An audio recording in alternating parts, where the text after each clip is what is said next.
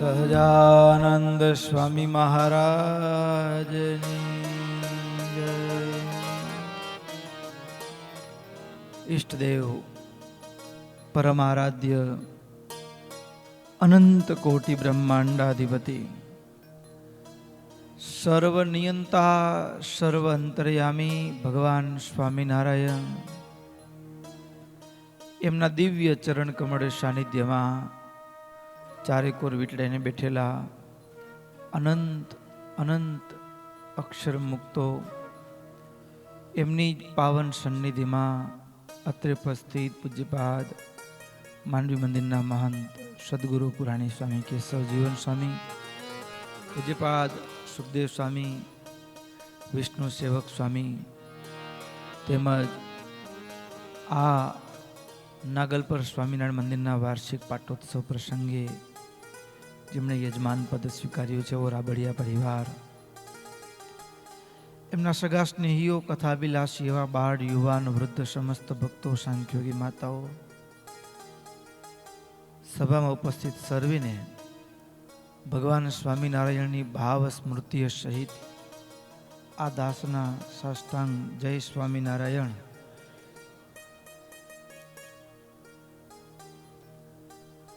વાલા ભક્તો, મંદિરના વાર્ષિક પાટોત્સવ પ્રસંગે પંચદિવસીય જ્ઞાન યજ્ઞ,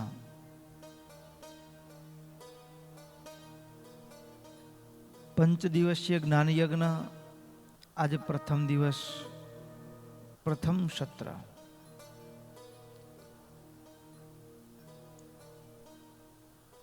પરિવારે યજમાન પદ સ્વીકાર્યું. પૂજ્ય સુખદેવ સ્વામી સંતો કયા ગ્રંથની કથા કરવી,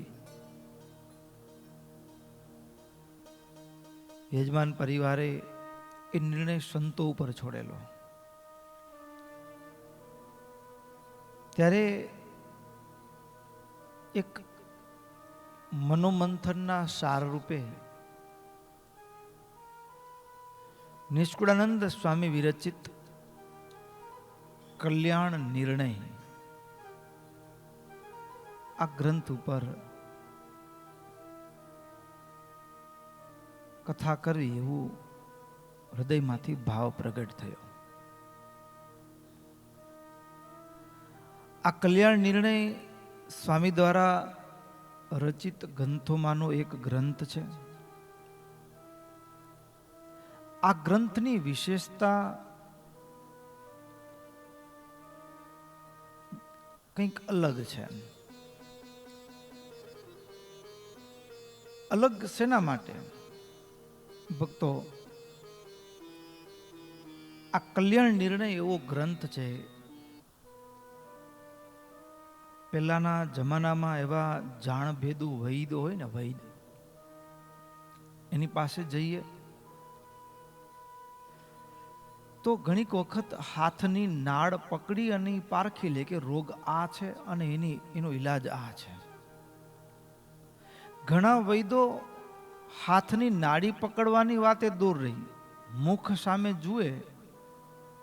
કારણ શું? તો કે આપણા શરીરની વેદના એ આપણું શરીર જ એનો અરીસો છે. કોઈને તાવ આવ્યો હોય, 104-5 ડિગ્રી કકડતો તાવ હોય, અને એ માણસને આપણે હસાવીએ, દોડાવીએ, ગમે એટલો ફ્રેશ રાખવાનો પ્રયાસ કરીએ, પણ એની આંખમાં દેખાય, એના શરીરમાં થાક દેખાય, શરીરના અંગોમાં એની અસર જોવા મળે.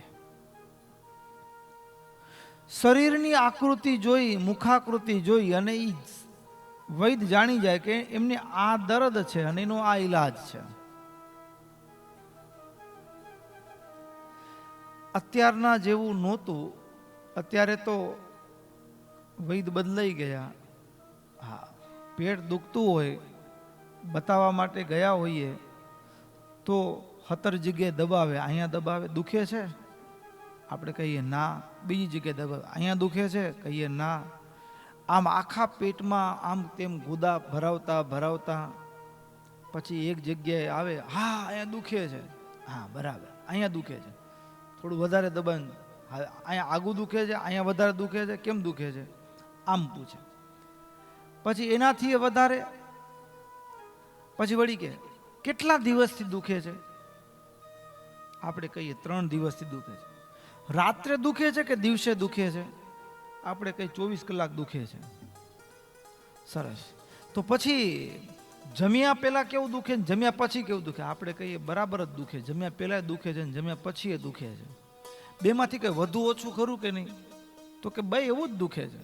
સારું, વાંધો નહીં. હવે આ તમે શું ખાધું, શું જમો છો કે જેના કારણે પેટ દુખે છે? એવું કંઈ નોંધ કરી છે તમે? 3 દિવસ પહેલા કંઈ એવું ખવાયું હોય અને પછી પેટ દુખ્યું હોય એવું? તો આપણે કંઈ યાદ નથી એવું.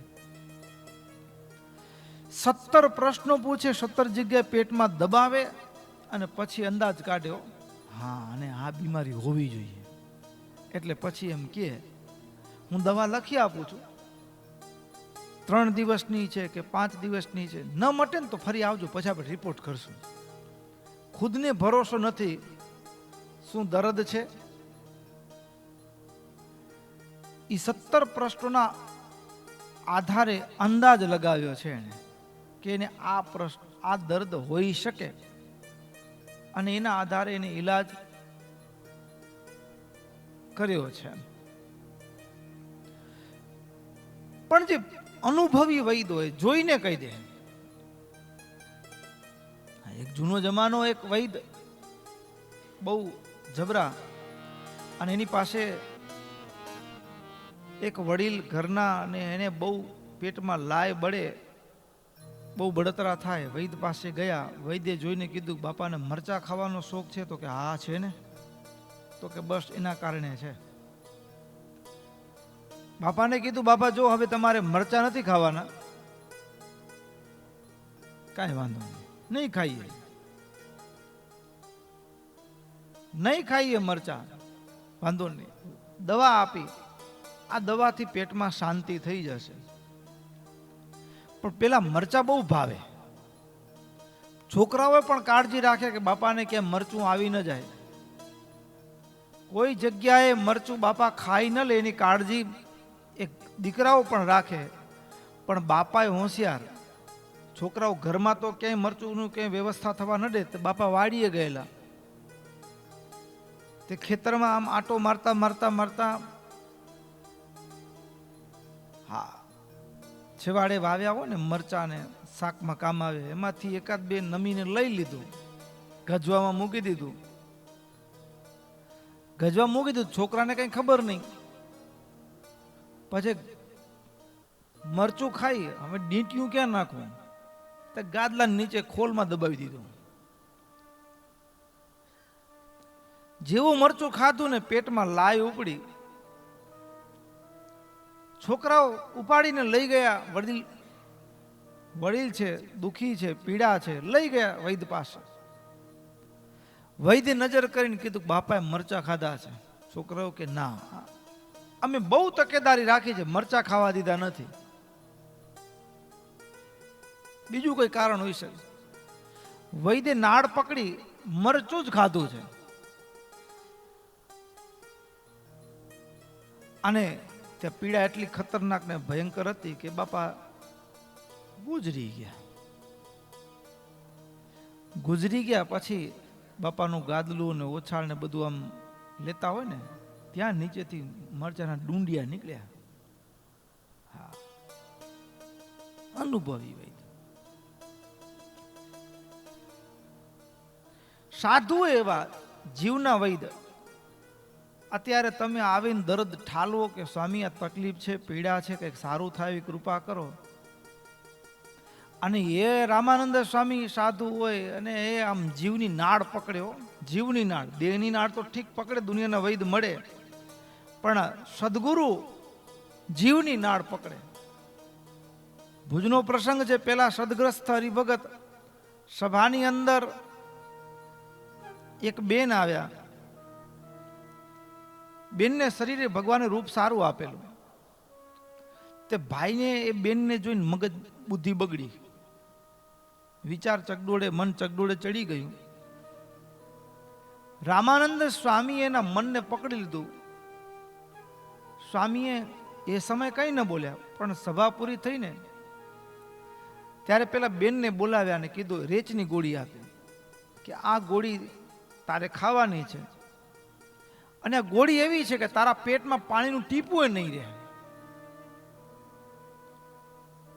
આ રેચની ગોળી છે, તારા પેટમાં પાણીનું ટીપું નહીં રહે, 7 દિવસમાં તારું શરીર નીચોવાઈ જશે સાવ.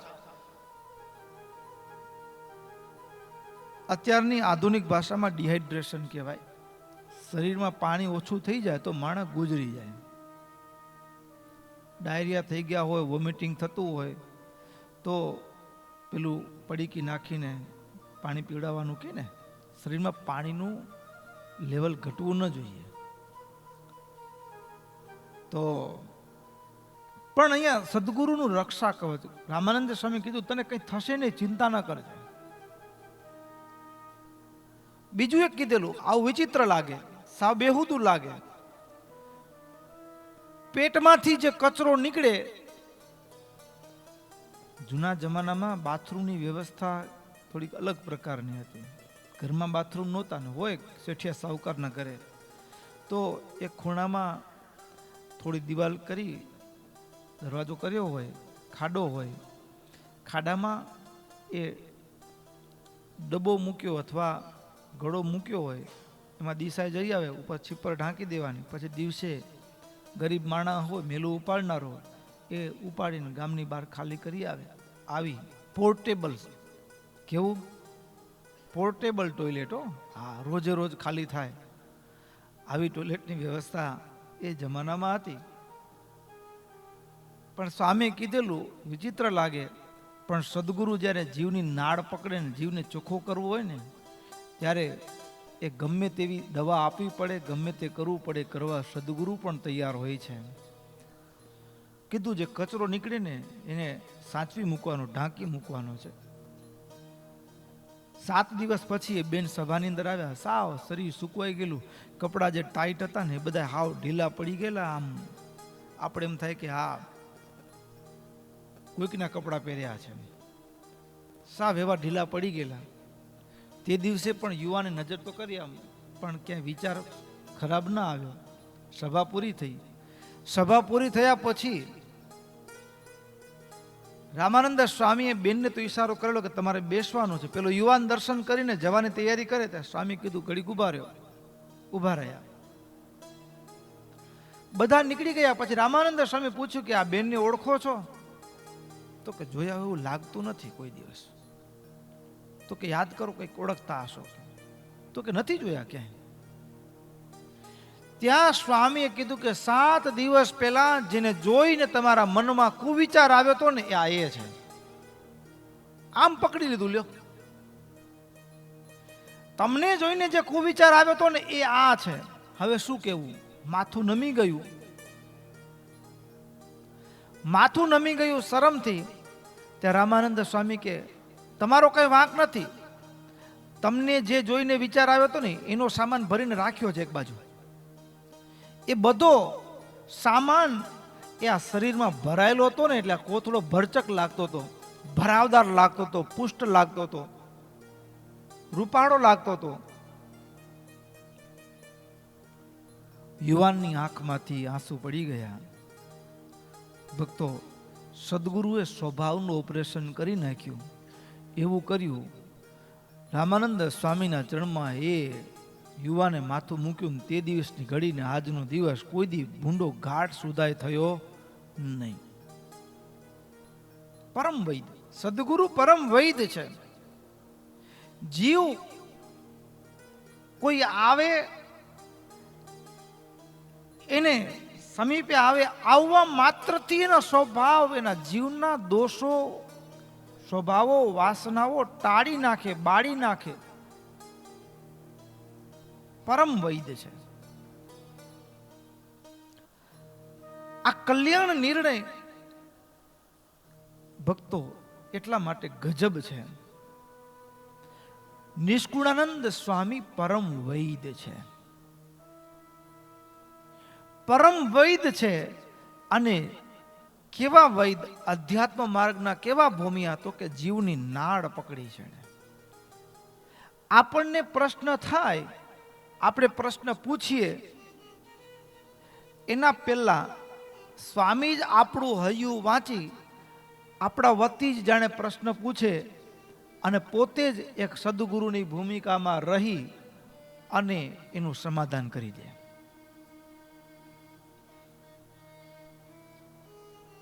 ભક્તો, આપણા એવા હજારો પ્રશ્નો છે.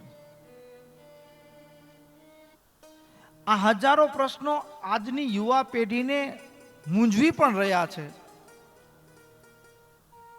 કોઈક એમ કહે છે કે તમે રામને માનશો તો કલ્યાણ થશે, કોઈ કૃષ્ણને માનશો તો કલ્યાણ થશે, તમે કોઈ દેવીને માનશો તો કલ્યાણ થશે, કોઈ દેવને માનશો તો કલ્યાણ થશે. કોઈ એમ કહે છે કે ઉપવાસ કરશો તો કામ થશે, કોઈ કહેશે છે તપ કરશો તો થશે, કોઈ કહેશે ભાઈ યાત્રા કરશો તો કલ્યાણ થશે, કોઈ કહેશે જપ કરશો તો કલ્યાણ થશે. અરે પણ કલ્યાણ થશે કેમ? હજારો પ્રશ્ન છે.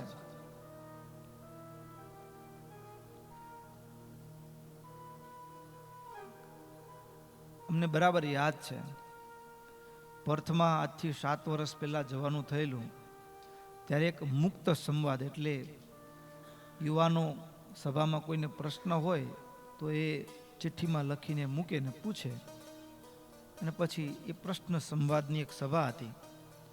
સભાની અંદર એક યુવાને બહુ સરસ પ્રશ્ન કરેલો કે સ્વામીજી, આ મંદિરમાં એમાં મધ્ય ખંડમાં ઘનશ્યામ મહારાજ બિરાજમાન છે, પછી બહેનોનો વિભાગ, પુરુષોનો વિભાગ બંને બાજુ, મધ્યમાં સહજાનંદ સ્વામી, નરનારાયણ દેવ, રાધાકૃષ્ણ દેવના સ્વરૂપો બંને બાજુ બિરાજમાન છે. હવે આપણે એમ કહીએ છીએ કે ભગવાન એક છે, આપણે એમ કહીએ છીએ કે ભગવાન એક છે, તો હવે આ ઝાઝી મૂર્તિઓ પધરાવવાનો શું મતલબ છે? એક મૂર્તિ પધરાવો તો ન ચાલત? ચાલો માનીએ કે અવતાર અલગ છે, તો કદાચ રાધા કૃષ્ણ પધરાવ્યા, નરનારાયણ દેવ પધરાવ્યા તો હજી એ સમજી શકાય. અહીંયા ઘનશ્યામ મહારાજ બિરાજમાન જ છે, તો પછી હવે અહીંયા આ બાજુ પુરુષોના વિભાગમાં સહજાનંદ સ્વામી એ પધરાવવાની શું જરૂરિયાત છે? એક જ છે. તો આપણે ભુજમાં જોઈએ, નરનારાયણ દેવની બાજુમાં હરિકૃષ્ણ મહારાજ બિરાજમાન જ છે, આપણા જ ઈષ્ટદેવ છે. તો પછી જ્યારે રાધાકૃષ્ણ દેવ બિરાજમાન થાય તો એની બાજુમાં વળી ઘનશ્યામ મહારાજ જરૂર છે? વળી પાછું નામ ઘનશ્યામ મહારાજ, બાળ ઘનશ્યામ કહીએ છીએ, તો વળી શ્વેત દર્શન આપતા જે આઝાન બાહુ ઘનશ્યામ મહારાજ, તો એ શું પધરાવવાની જરૂર પડી? જો અહીંયા હરિકૃષ્ણ છે, ઘનશ્યામ છે, તો વળી અલગથી ઘનશ્યામ પધરાવવાની શું જરૂર પડી? વળી એનાથી એટલું ઓછું હતું, તે વળી નૂતન મંદિર થયું ત્યારે વળી ભગવાનનું વર્ણી સ્વરૂપ પધરાવ્યું. તો એક જ છે, તો અલગ અલગ શું કામ પધરાવવાની જરૂર પડી? જો ભગવાન એક જ હોય, આટલી મૂર્તિઓ શા માટે? સમજાય છે કે નહીં? બહુ સરસ પ્રશ્ન કરેલો. માનવ હૈયામાં પ્રશ્ન થાય ને, આ કલ્યાણ નિર્ણય ગ્રંથની વિશેષતા શું છે ખબર છે? નિષ્કુળાનંદ સ્વામી આ જીવના પરમ વૈદ બની અને સામેની વ્યક્તિ સત્સંગમાં આવે અને પ્રશ્ન પૂછે ને એના પહેલા સ્વામી પોતે જ એના વતી પ્રશ્ન કહે. પોતે જ એક મુમુક્ષુના હૈયામાં ઉઠતો પ્રશ્ન, મુમુક્ષુના હૈયામાં પ્રશ્ન કેવો હોય, અને એ પ્રશ્ન કોઈ સદગુરુને પૂછે તો સદગુરુનું કેવી રીતે સમાધાન કરે, એનો ઉત્તર. મુમુક્ષુ અને મુક્તનો સંવાદ છે આ કલ્યાણ નિર્ણય. આપણે જઈએ ડોક્ટર પાસે, કહીએ કે મને આ મૂંઝવણ છે, અને ડોક્ટર ઈલાજ કરે એમ નહીં. એના પહેલા ભક્તો, આ નિષ્કુળાનંદ સ્વામી એવા વૈદ છે, આ જીવના સ્વભાવના કારણ શરીરની વાસના બાળવાના એ સ્પેશિયાલિસ્ટ છે.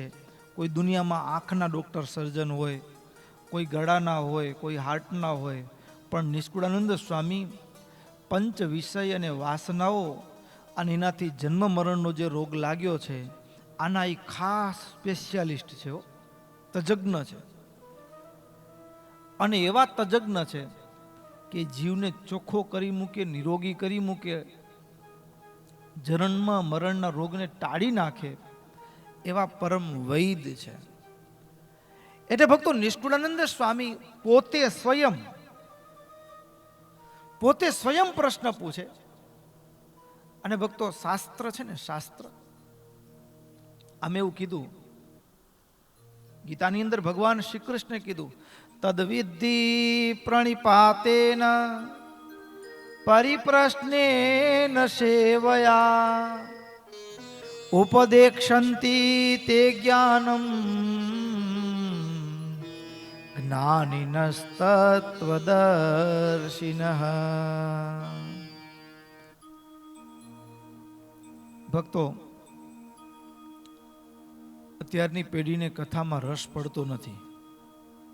હા, અત્યારની પેઢીને કથામાં રસ પડતો નથી. એનું કોઈ કારણ હોય તો એક કારણ તો કે કથા છે ને એ એક તરફી થઈ ગઈ. કેવી થઈ ગઈ? એક તરફી. એક તરફી એટલે શું? તો કે શ્રોતાને શું જોઈએ છે, એને મનમાં શું મૂંઝવણ છે એ પ્રશ્નનો કે એની કથા નથી થતી. વક્તા તૈયારી કરી આવે એ કથા થાય. એટલે કેવું? તો કે તમે મેડિકલ સ્ટોરમાં જાઓ અને તમને પેટ દુખતું હોય અને માથાની દવા દે કે ભાઈ અત્યારે અમારી પાસે સ્ટોક નથી, આ જ માલ લેવો પડશે તને, આ છે લઈ જા. એમ શ્રોતા ને શું જોઈએ છે એ વક્તા એ પ્રમાણે કથામાં નથી પીરસતો, પણ વક્તા પોતે શું તૈયારી કરી આવ્યો છે એ પ્રમાણે પીરસે છે. એટલે શ્રોતાને ન જોઈતું હોય તો પરાણે બેસવું પડે છે, પરિણામે આનંદ આવતો નથી. કથા એક તરફી થઈ ગઈ, એક તરફી પ્રવાહ. જ્યારે શાસ્ત્રોમાં કથા છે ને એ બે તરફી છે. પરીક્ષિતને પ્રશ્ન થાય એ સુખદેવજી મહારાજને પૂછે, પણ મૂળ જે કથાનું સ્વરૂપ છે એ શું છે?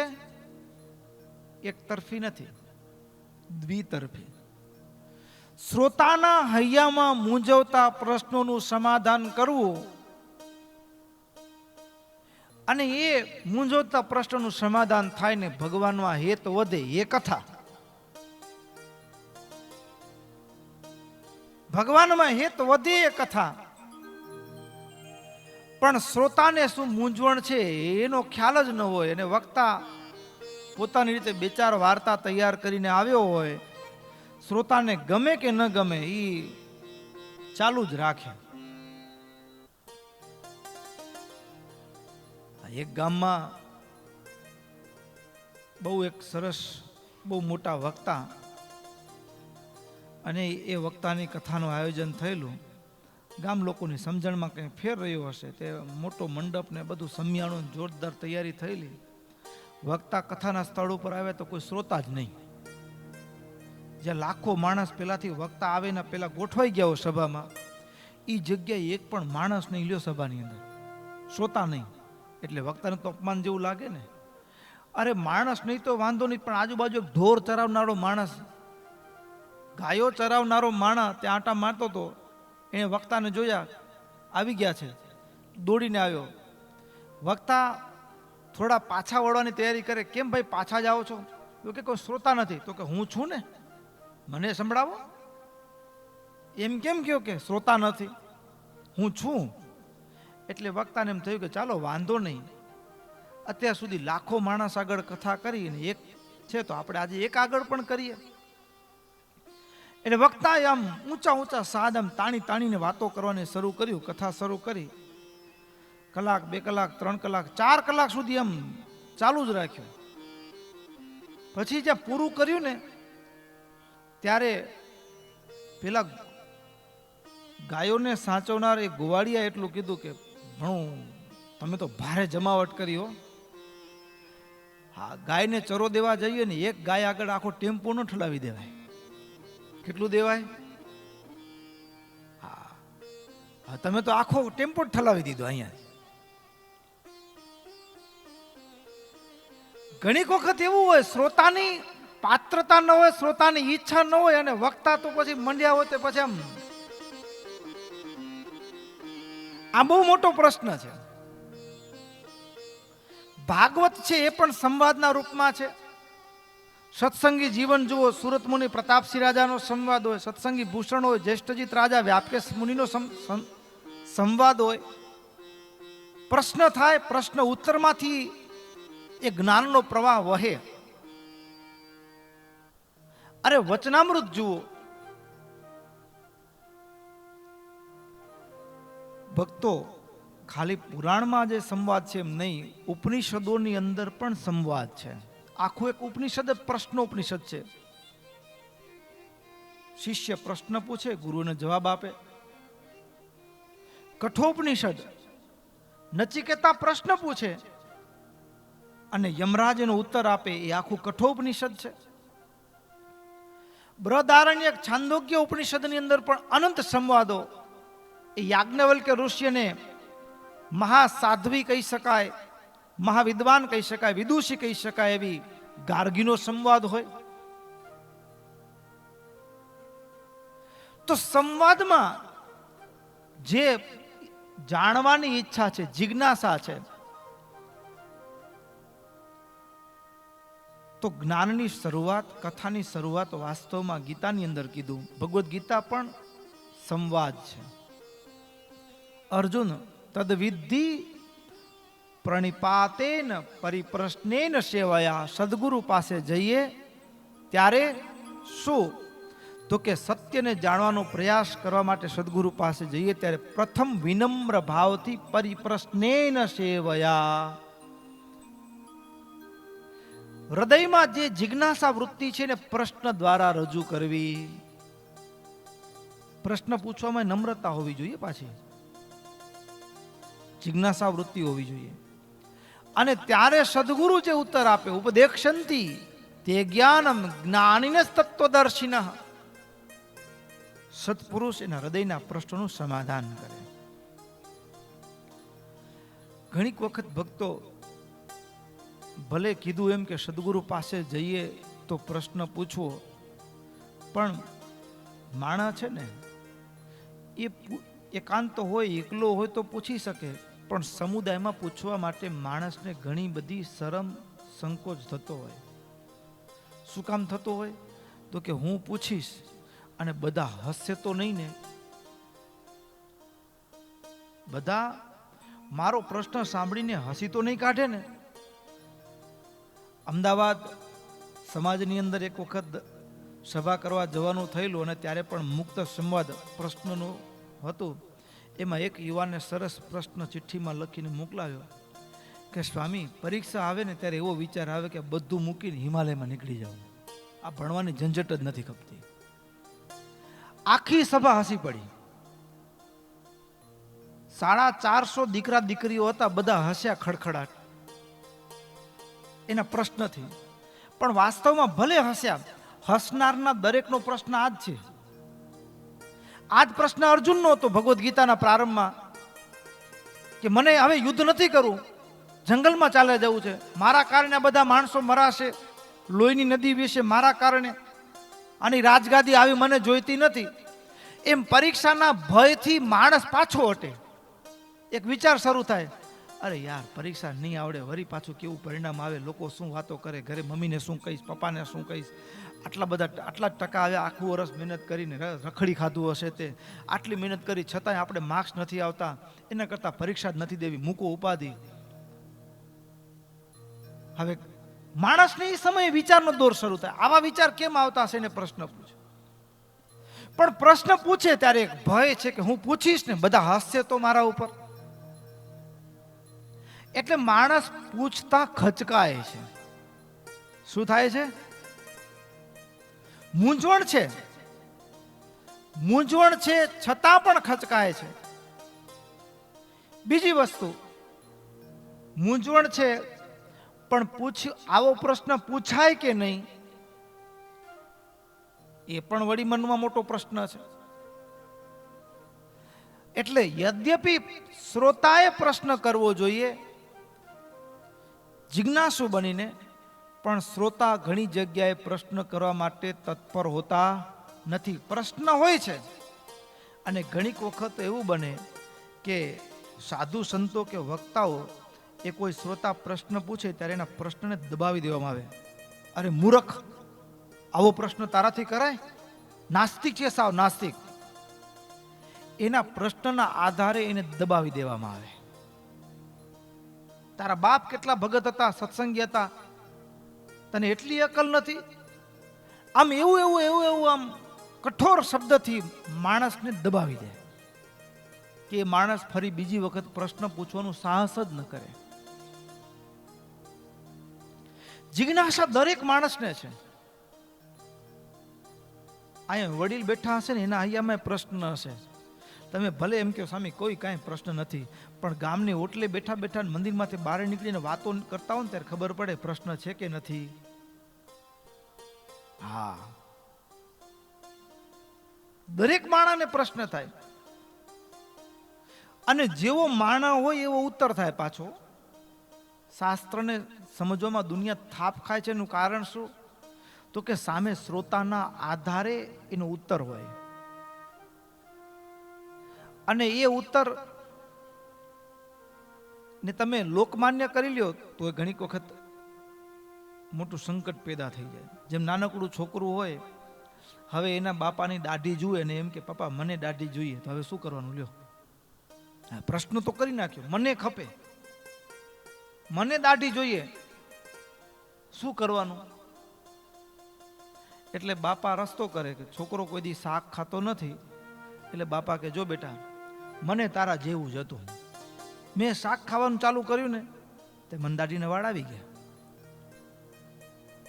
કે શાક ખાવાથી દાઢીના વાળ આવી જાય? પણ બાળકને પ્રશ્ન છે, એ સમયે સમાધાન જોઈએ છે એને, અને બીજે દિવસથી શાક ખાવાનું ચાલુ કરી દે અને લાભ જ છે ને એનાથી એના શરીરમાં કોઈ શાક ન ખાવાથી શરીરમાં ખૂટતા વિટામિન હોય એ મળી જાય, શરીર તંદુરસ્ત રહે. કેમ ભગતને એવું જ લાગે છે? એવું હે? હા, પ્રશ્ન એના અહીંયાનો જ લાગે છે. વાત આવી ત્યાર તું હસે છે. એટલે તો પ્રશ્ન પૂછનાર, પ્રશ્ન દરેકને, નાનકડો બાળક હોય એને પણ થાય, કોલેજમાં હોય એને થાય, ડોક્ટર હોય એને થાય. હવે આ પ્રશ્ન જેમ કે શાસ્ત્રોમાં કીધું ડુંગળી ન ખાવી, નાનકડો છોકરો પૂછે પપ્પા ડુંગળી કેમ ન ખાવી? હવે એને સમજાવવા બેજી કે રજો ગુણ ને તમો ગુણ નહીં. હવે એને ક્યાં સમજણ પડે?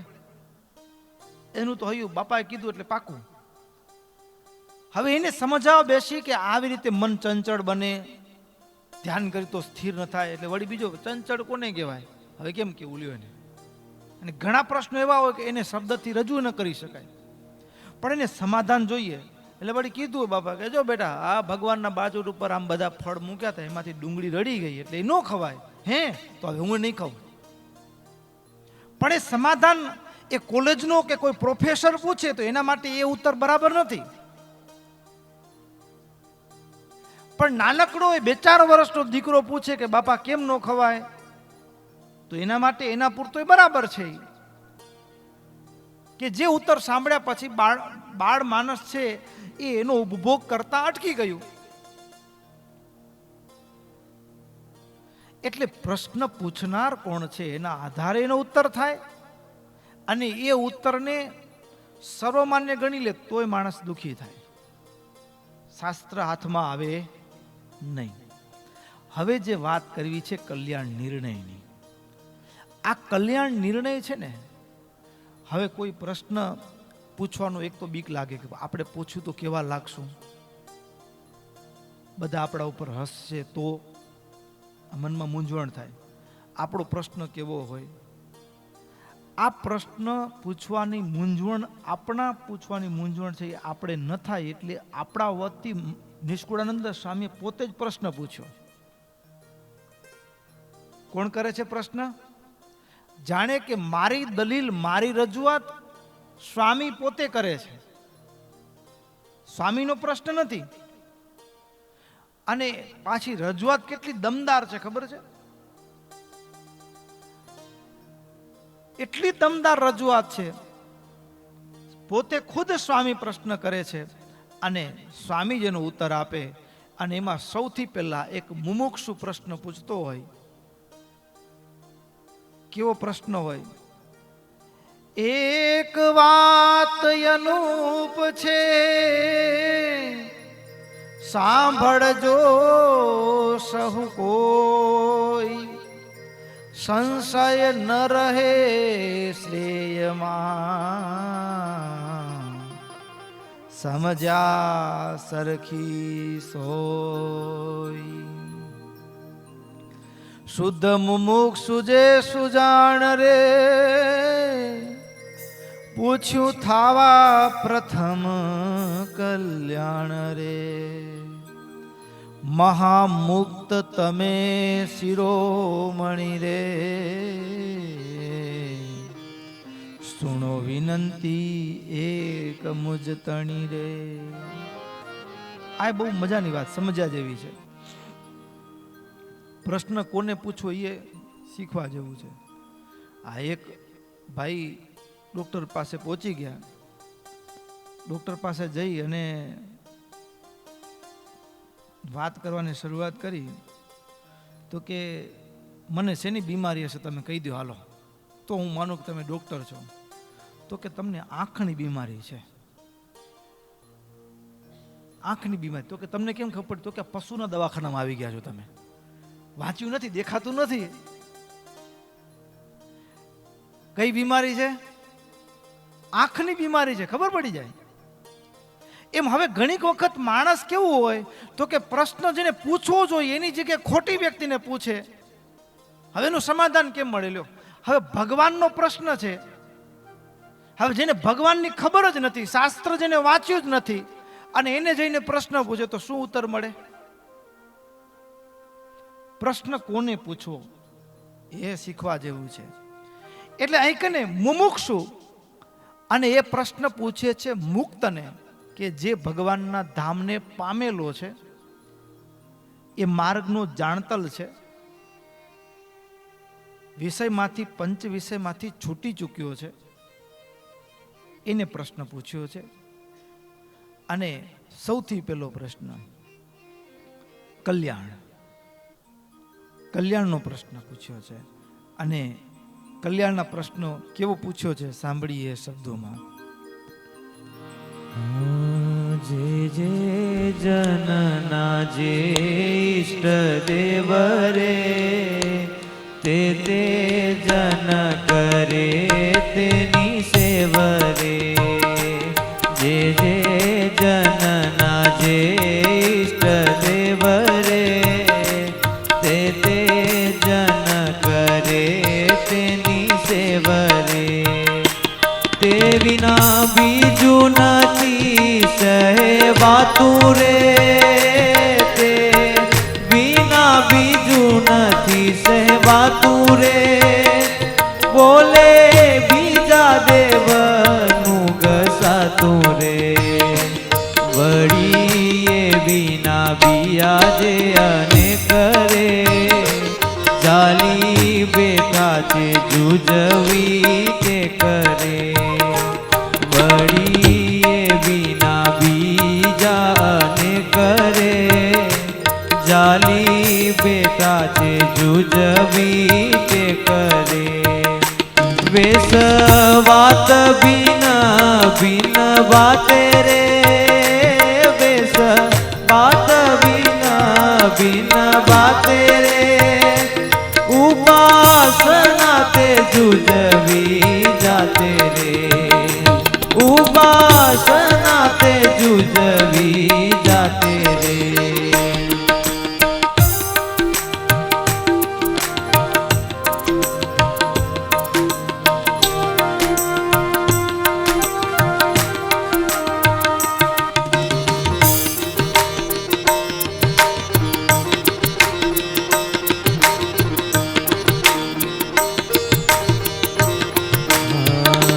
कोई कोई बेड़ा नभ बड़े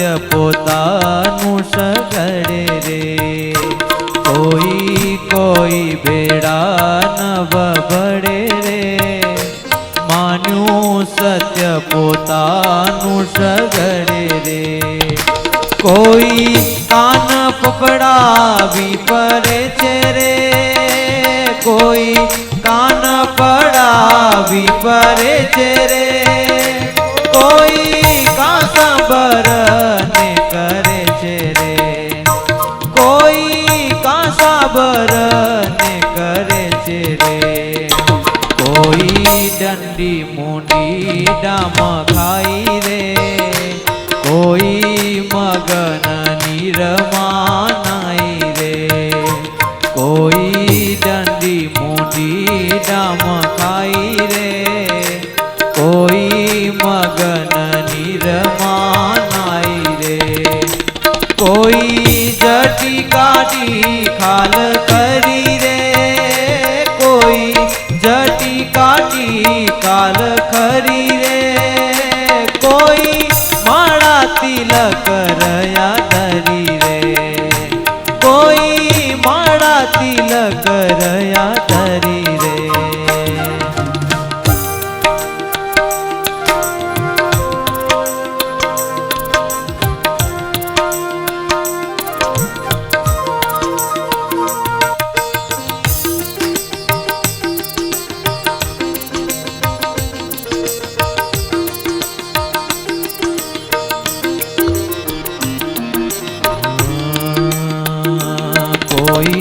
કંથા ગોદડી કોપી ન રે રવન કડ ટાટા બમૃગી ન રે કોઈ થયા પંડિત પુરાણી રે કોઈ થયા પંડિત પુરાણી રે કોઈ એક બ્રહ્મ બોલે વાણી રે કોઈ એક બ્રહ્મ બોલે વાણી રે કોઈ એક બ્રહ્મા બોલે પાણી રે કોઈ એક બ્રહ્મા બોલે વાણી રે કોઈ બોલે બ્રહ્મ વાણી રે આ દુનિયામાં સૌથી પહેલો પ્રશ્ન ધર્મ જગતનો માણસને થાય એ પ્રશ્ન સ્વામીએ આપણા વતી પૂછ્યો. કોને? તો કે મુક્તને. પહેલો પ્રશ્ન એ કે કોઈક જો ભગવાન એક હોય, જો દુનિયામાં ભગવાન એક હોય તો કોઈક એ ભગવાનના રામ રૂપને માને છે, કોઈ કૃષ્ણ રૂપને માને છે, કોઈ બુદ્ધને. આવી રીતે અલગ અલગ પાછા બધાની પૂજા પદ્ધતિ અલગ અલગ. એટલું વાંધો નહીં, માનતા હો તો વાંધો નહીં. પાછું શું કીધું? જે જે જનના જે ઈષ્ટ દેવ રે તે તે જન કરે તેની સેવ રે. જેના જેના જે ઈષ્ટદેવ માન્યા હોય એ હજી એની સેવા કરે તોય આપણે વાંધો નથી. પણ પ્રશ્ન ત્યાં છે, તે વિના બીજું નથી સહે વાતું રે બોલે બીજા દેવનું ઘસાતું રે. હા, બીજાનું ખરાબ બોલે.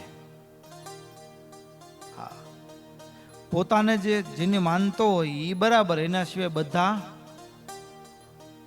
હા બીજાનું ઘસાતું બોલે.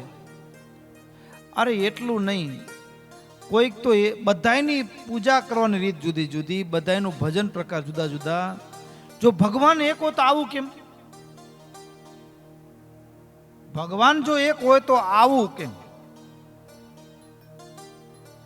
અરે એટલું નહીં, અહીં કને કીધું કોઈ કોઈ ભેડા ન ભળે રે માન્યું સત્ય પોતાનું સગડે રે. કઠણાઈ એ વાત નહીં કે હું માનું છું માનશો તો કલ્યાણ થશે. શું કે? હા, વચનામૃતનું પાનું ખોલીને કાઢ્યો. જો શું કીધું મહારાજે? આમ સમજશો તો કલ્યાણ થશે, નહીતર મોક્ષમાં ફેર રહી જશે, કલ્યાણમાં ફેર રહી જશે. પોતે જે વિચારી રાખ્યું છે, પોતાના મનમાં જે સમજાયું છે એ જ સાચું છે, બીજા બધા ખોટા છે. હવે આવું ઈ કે પાછું પોતાનું જ સાચું માને, બીજા બધા ખોટા, અમે સાચા, અમે જે કહી દો, આ જે કીધું છે આ પ્રમાણે રહેશો તેથી કામ થશે. ત્યાં સુધી હજી તમારે ભગવાનને ઘણું છેટું મોક્ષમાં કાચું રહી જશે. હવે કેમ કરવું લ્યો? ઘણા તો કહેતા હોય બસ જપ કરો તો જ કામ થશે. ઘણા કે ભાઈ જપ કરીએ કામ નહીં થાય, કર્મ જપ કરવાથી નીબળે, પેલા નિર્જળા કરવું પડશે, એટલે કર્મને બાળવા પડશે. કર્મને બાળવા માટે ઉપવાસ કરવા પડશે, ઉપોષણ કરવું પડશે. અરે કોઈ એમ કહે ભાઈ આ મિથ્યા જ્ઞાન, ખાલી એક જ ભાવના કરો બ્રહ્મ છું એટલે બધું છૂટી જશે, પીલા ટપકાની કાંઈ જરૂર નથી. બધાય કલ્યાણ માટે જુદી જુદી વાત કરે છે. કોઈ કે આમ થશે તો કલ્યાણ થશે, કોઈ કે આમ કરશો તો કલ્યાણ થશે. આ પ્રશ્ન છે કે નહીં આપણો? પેલા ઈ કયો, હા કે ના તો કયો. આવો પ્રશ્ન થાય કે નથી થતો? હે થાય? બીજાની વાત તો દૂર રહી. કદાચ આપણે બારે પ્રશ્ન થાય એવો કે ભગવાનના ભિન્ન ભિન્ન અવતાર સ્વરૂપો છે, ભિન્ન ભિન્ન અવતાર સ્વરૂપની ઉપાસના કરનારા ભક્તો ભિન્ન ભિન્ન જોવા મળે, એનામાં કદાચ હજુ સમજી શકાય. પણ મહારાજ આપણને મળ્યા, સંપ્રદાયની અંદર પણ વિવિધતા કેટલી જોવા મળે લ્યો. સંપ્રદાયની અંદર પણ કેટલી બધી વિવિધતા જોવા મળે છે. ઘણા એમ કહેતા હોય કે સ્વામી એટલે, હા સ્વામી અલગ છે, નારાયણ અલગ છે. ઘણાની અલગ અલગ.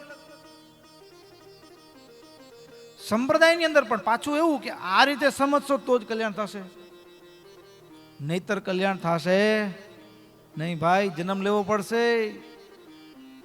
અને ઘણા તો એવું કે ભાઈ આત્યંતિક કલ્યાણ તો હા જન્મ લેશો, અમારા ગુરુજી કહે છે એ પ્રમાણે સમજશો તેથી થશે. એટલે હમણાં તમે જ્યાં છો નથી મનાતું, પણ બીજો જન્મ ગુરુજીના કોઈ હરિભગતના યોગમાં મળશે ને તે આ સમજશો, પાકું થશે તેથી કલ્યાણ થશે. ઘણા તો એમ કે કેમ સમજવું? શિક્ષાપત્રી એક છે, વચનામૃત એક છે, સત્સંગી જીવન એક છે, શાસ્ત્ર એક, પણ છતાં એની સમજણ જુદી જુદી. આ તો કેવી વાત છે ખબર છે?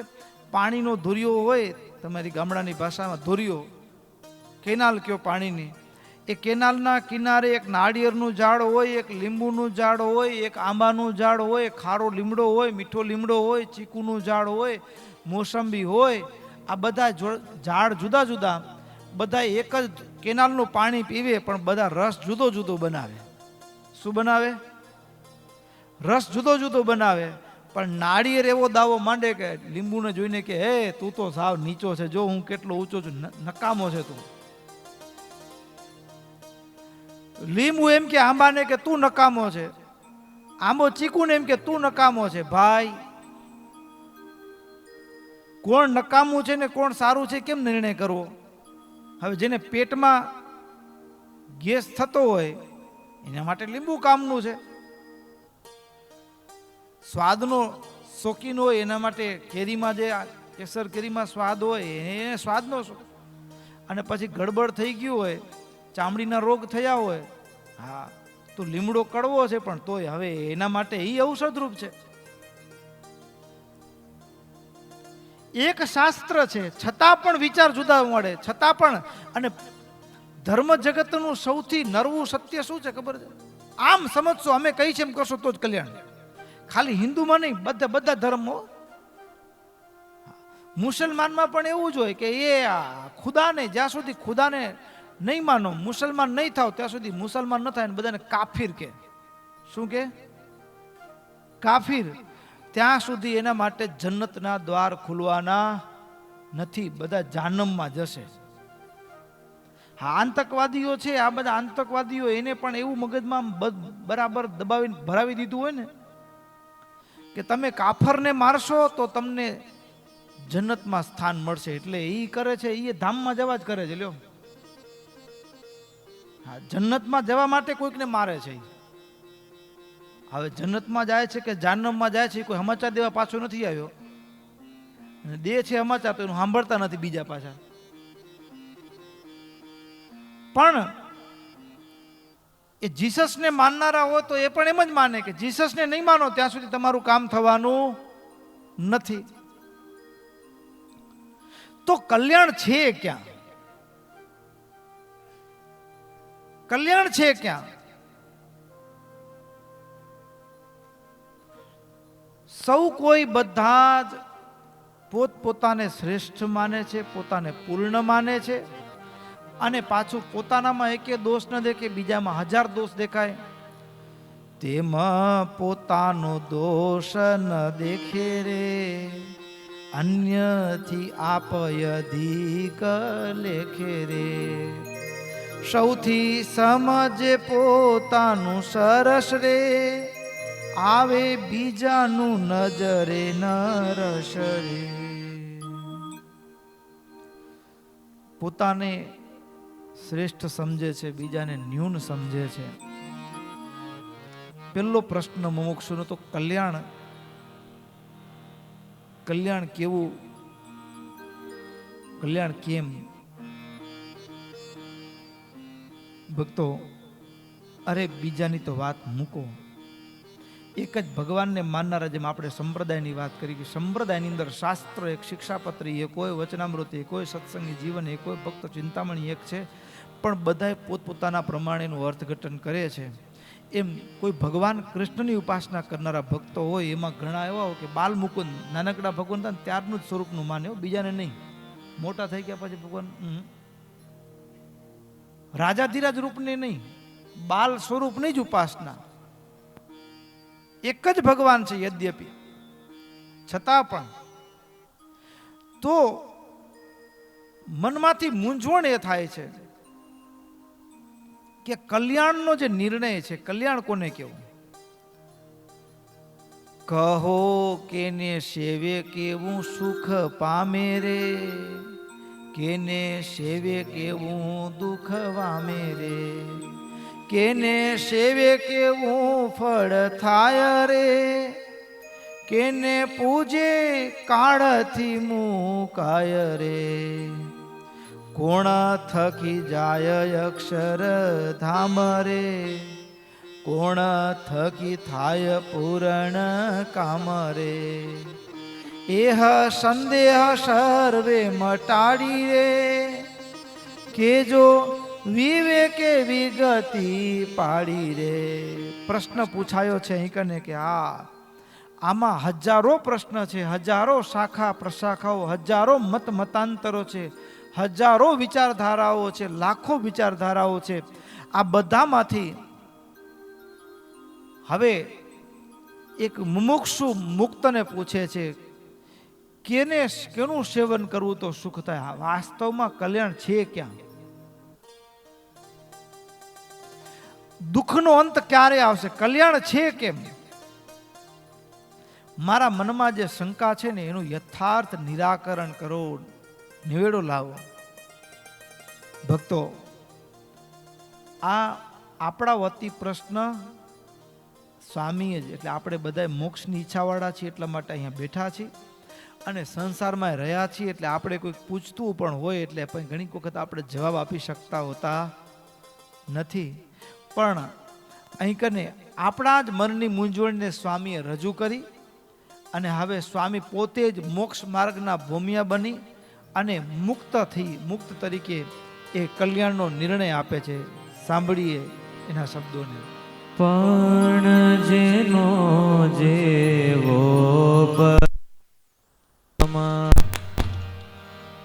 પામે કલ્યાણ માનો એ મરવા, પણ જેનો જેવો પરિશ્રમ પામે કલ્યાણ માનો એ મરવા. કોઈ પામે અન્નદાન ધામ, કોઈ પામે અન્નદાન ધામ, કોઈ પામે ગરા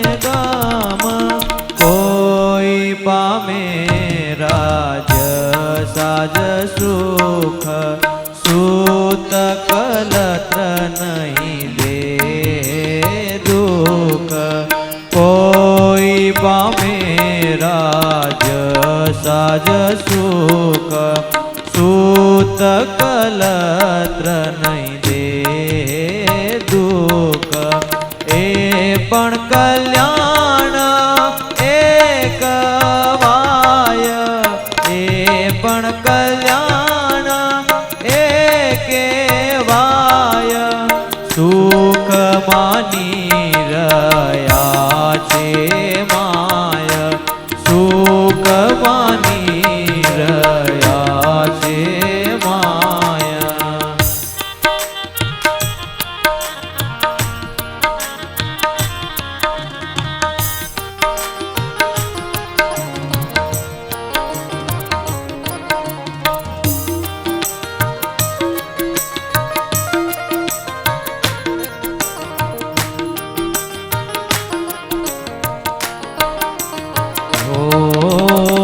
કોઈ પામે અમરાવતી રે કોઈ પામે અમરાવતી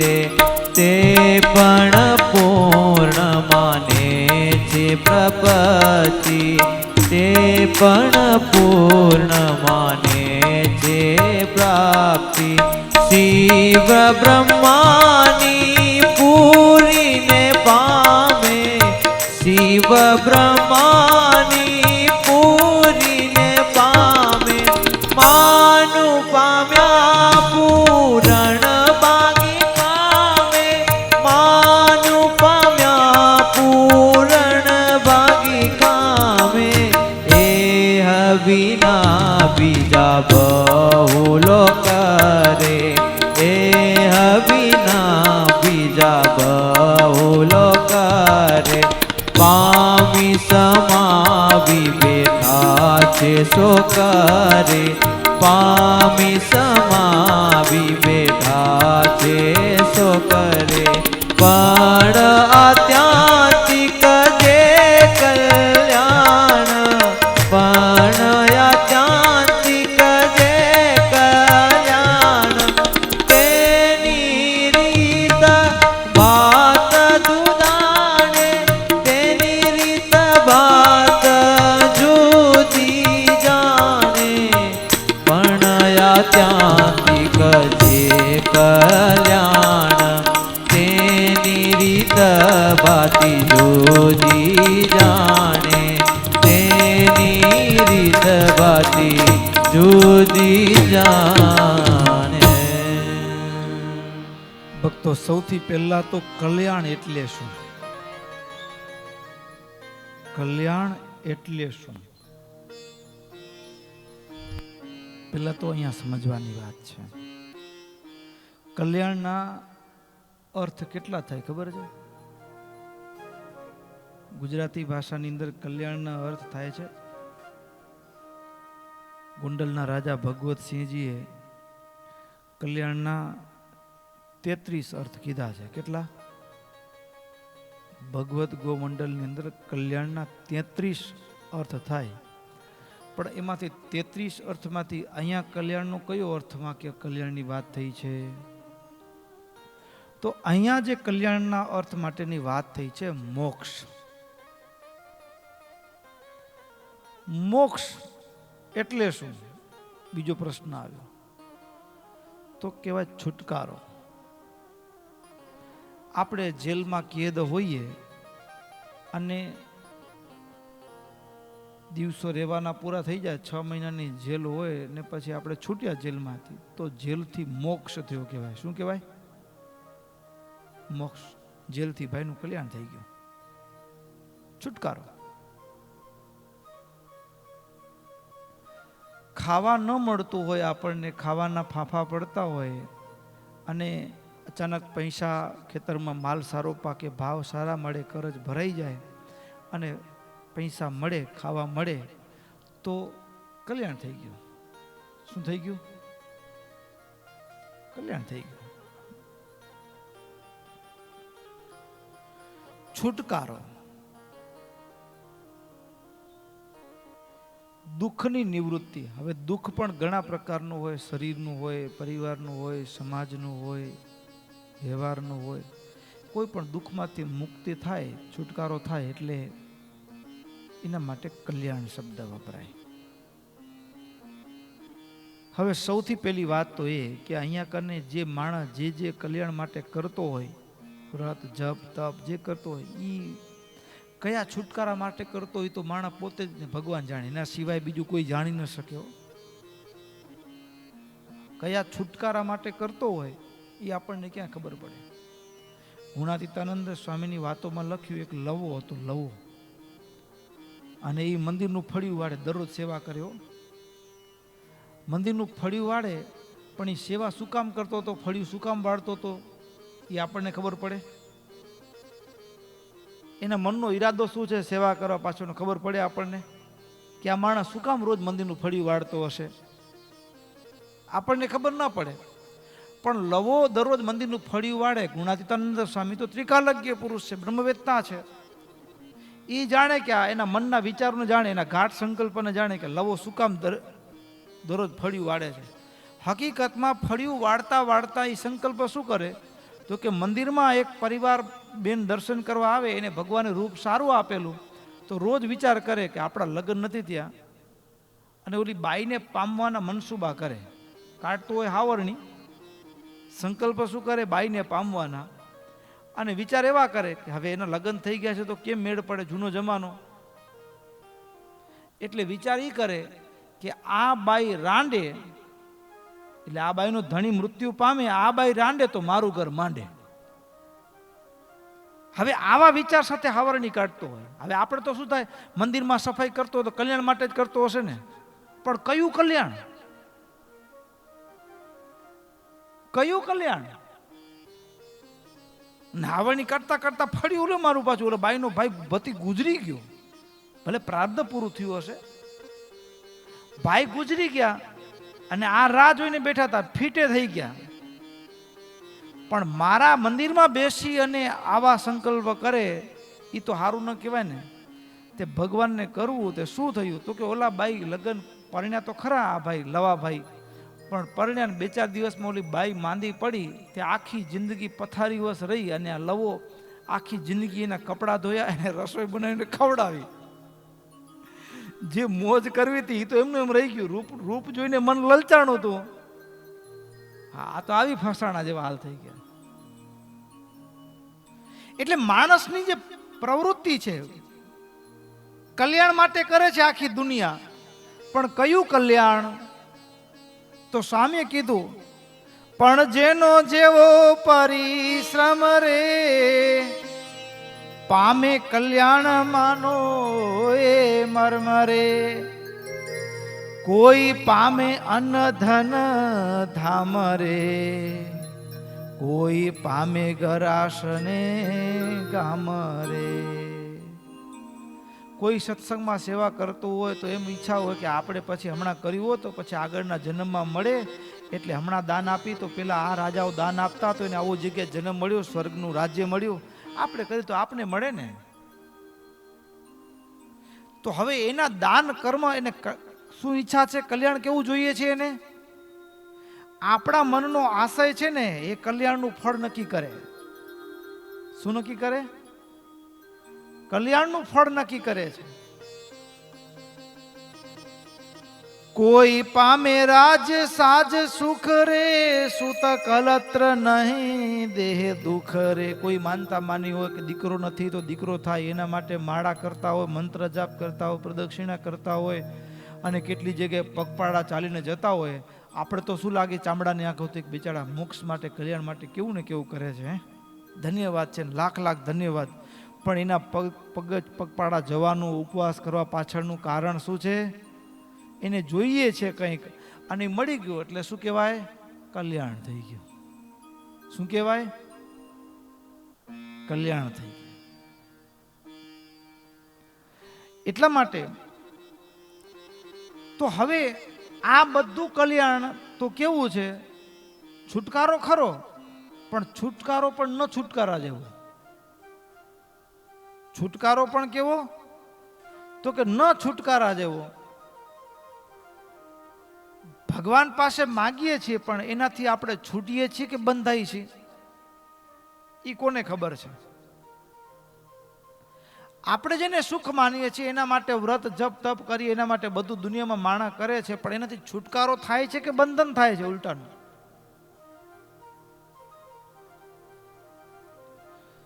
કરે છે, લાગે છે એમ છુટકારો, પણ થાય છે બંધન, થાય છે બંધન. છુટકારાની આશાનો ભ્રમ હોય છે.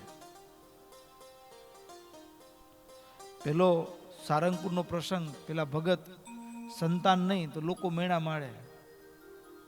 સવારના પોરમાં ઉઠે ને, ઘરેથી નીકળે દેવ દર્શન કરવા, તે કોઈ જ્યાં આ રસ્તામાંથી પસાર થાય વાંજ્યાનું મોઢું ક્યાં સવારમાં જોયું, દિવસ બગડશે. ભાગવતનો પ્રસંગ એ જ છે ને, ધુંધુકારીને આત્મદેવને કહે શું કામ એ ઘરે સંતાન નહોતું તો દુઃખ શું કામ થતું હતું? લોકો મેળા મારતા હતા. લોકોના મેળાના ત્રાસમાંથી છૂટવા માટે આત્મદેવે ખૂબ કર્યું. વ્રત કર્યા, જપ કર્યા, તપ કર્યા, ભજન કર્યું, તીર્થયાત્રાઓ કરી, બધું કર્યું, પણ છતાંય સંતાન થયું નહીં. આત્મહત્યા કરવા માટે તૈયાર થયા, જંગલમાં ગયા અને ત્યાં મહાત્મા મળ્યા અને મહાત્માની પાસે જઈને માંગણી કરી. મહાત્માએ કીધું ભાઈ એમાં તારું હિત નથી. તો કે ના, હિત હોય કે નહીં, મને આ દ્યો. દીકરાનો જન્મ થયો, હવે આમ તો કલ્યાણ થઈ ગયું, પણ કલ્યાણ કેવું થયું એ તો પાછળથી ખબર પડી, પકાવી નાખ્યા. આના કરતા તો નહોતો તો સારું હતું. તો અત્યારે આપણે માણસ જે કલ્યાણ માટે જેટલા પ્રયાસ કરે છે એ કલ્યાણ નથી, ઉલટાનું છુટકારાની જગ્યાએ બંધાવાની વાત છે. બંધન થાય છે એનાથી તો માણસને. તો કલ્યાણ કેવું કોને? તો કે એવો છુટકારો કે પછી બંધાવાની વાત જ ન રહે. એ કલ્યાણની વાત એને આત્યંતિક કલ્યાણ કહેવાય. શું કહેવાય? આત્યંતિક કલ્યાણ, કે જે પામ્યા પછી બીજું કોઈ ઝંઝટ કે દુઃખ રહેતું નથી. એ કલ્યાણની વાત. અને એટલા માટે એ કલ્યાણ કેમ થાય એ પ્રશ્ન છે, એની વાત મુક્ત કે છે. તો તમે જે પ્રશ્ન કરો છો, કલ્યાણ થાય, કલ્યાણનો નિર્ણય કેમ કરવો? કોઈકને માને છે તો પણ કલ્યાણ કેમ થશે, છુટકારો કેમ થશે, કાયમી છુટકારો કેમ થશે? તો એ સ્વામી કે જેમ મળે પ્રભુ પ્રગટ પ્રમાણ રે, કાં તો તેના મળેલે કલ્યાણ રે, તેહ વિના તો કોટી ઉપાય રે, આત્યંતિક કલ્યાણ ન થાય રે. રવિ જેમ રવિ વિનાની રાત રે, ન જાય ન થાય પ્રભાત રે, તેમ પ્રગટ પ્રભુ મળ્યા પખી રે, નો એ કલ્યાણ લેવું એ લખી રે. રાતના એક ફોક્સ લગાડીને અંજવાળું થઈ ગયું તો એ માની લેવું કે દિવસ થઈ ગયો છે? ના. અહીંયા આત્યંતિક કલ્યાણની વાત છે. ને આત્યંતિક કલ્યાણ તો ક્યારે થાય? તો કે એ કાં તો પ્રગટ ભગવાન ઈ મળે, અથવા તો એના મળેલા એવા સાધુ મળે અને એના યોગથી જ કલ્યાણ થાય. એ વિના બીજા હજારો નહીં, લાખો પ્રયાસ કરે, કરોડો પ્રયાસ કરે તો પણ કલ્યાણ થતું નથી. એવી વાત અહીંયા ઉત્તરમાં એ સ્વામીએ કરી. ભક્તો, ઘણી બધી ગહન વાત છે, પણ એ વાતને આપણે આગળ સાંભળશું. આજે કલ્યાણનું આટલું જ જાણીએ, માણીએ, આત્મસ્થ કરીએ અને નક્કી કરવાનું છે કે આપણે કયા કલ્યાણ માટે કરીએ છીએ માળા. આપણે કયા કલ્યાણ માટે માળા કરીએ છીએ? આપણે કયા કલ્યાણ માટે કથા કરાવી છે? આપણે કયા કલ્યાણ માટે મંદિરે આવીએ છીએ દર્શન કરવા માટે? ઘણીક વખત દાનવીર દાતા દાન આપે ને, સ્વામી આપણું નામ બધાને ખબર પડી જાય આપણે આપ્યું છે એમ. માઇકમાં જાહેરાત થઈ ગયું કલ્યાણ, પૂરું થઈ ગયું હિસાબ. આટલા લાખ આટલા કરોડની સેવા મળેલ છે. ભક્તો એનું સમર્પણ બહુ સારું છે. તાળીઓ નાતી વધાવી લે, તાળી વગાડી એટલે કરોડનો હિસાબ પૂરો. હા, તાળી વાગી, એ 2-5 હજાર જે બેઠા હો સભાને તાળી વગાડી દીધી એટલે કરોડ રૂપિયા દીધા ને લીધા, હિસાબ પતી ગયો. શેના માટે કરીએ છીએ? કેવું કલ્યાણ જોઈએ છે? બરાબર ને? તો એ આત્યંતિક કલ્યાણ. હવે આત્યંતિક કલ્યાણ, હવે આવો પ્રશ્નનો ઉત્તર આપે ને તરત જ સામે પ્રશ્ન થયો તો શાસ્ત્રમાં બધી જગ્યાએ કીધું કે સાધુ મળે તો કલ્યાણ થાય. તો તમે તો કહો છો કે ભગવાન મળે કે ભગવાનના મળેલા, તો પછી બીજા ઠેકાણે કીધું છે ખોટું. તો વળી આગળ બીજો પ્રશ્ન આવશે, એ પ્રશ્નની વાત આગળના સત્રોમાં આપણે સાંભળશું. આજે પ્રથમ દિવસ છે, તમને આજે ઘણા ઘોડે ચડવાનું છે. હા, ઘણી જગ્યાએ પ્રસંગો એકી સાથે છે. ઘણી જગ્યાએ પ્રસંગો એટલે બે જગ્યાએ તો કથા, અહીંયા કથા, તમારે તો ગામમાં 2 કથા, દુબાકા છે, કોડે ગુરુકુળમાં કથા છે, અને ત્યાં તમને હગરી તેડવું છે બધાને.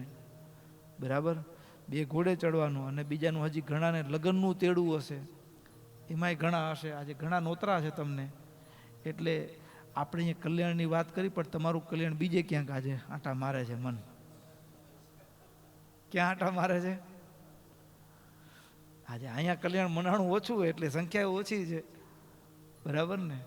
એટલે આપણા બધાનું કલ્યાણ થાય એવું આપણે કંઈક કરીએ. બોલો સ્વામિનારાયણ ભગવાન.